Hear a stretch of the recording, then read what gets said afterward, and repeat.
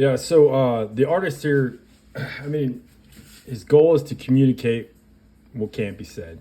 That's what I learned as I listened to a YouTube documentary that I found online. He wants to talk about the ineffable, and that's always the most interesting thing to talk about. The thing we can't say or have a hard time saying.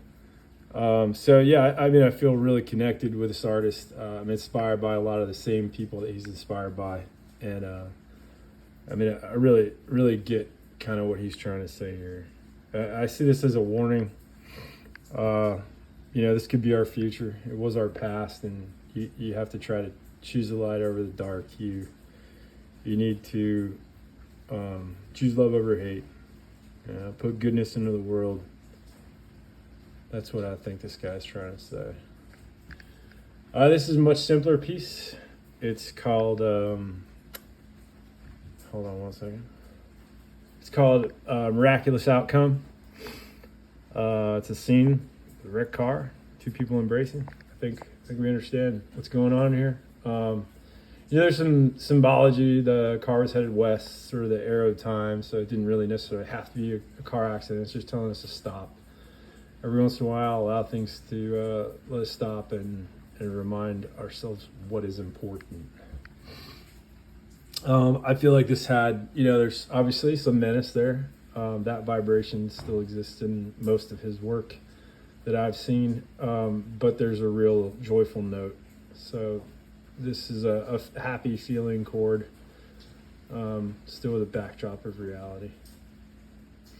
The third one is Hiroshima. For me, this is like a rest note, sort of. At least it starts out that way until you take in what's really going on here. They're about to drop the atomic bomb. And, I think to me, it's like a low hum in the background, just enough to keep the kite aloft, and it's rising. Because of the inevitable, we know what's going to happen here. We know history. And Bo, one of his major questions is, where does that energy go after life dies? He had an experience I learned while listening to that documentary, Ineffable, written by or directed by Jesse Brass, and that really impacted him. He really wants to know.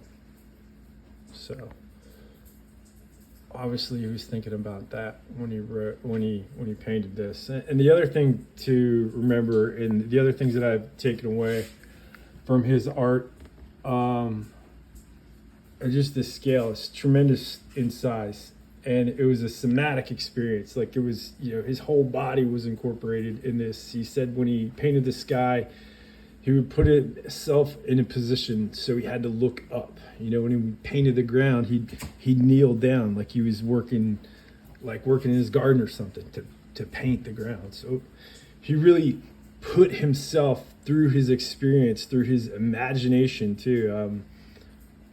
He put magic into the art. He put, the thing that a lot of people don't think exists. He decided to put it in the art, and apparently he knows how to do it.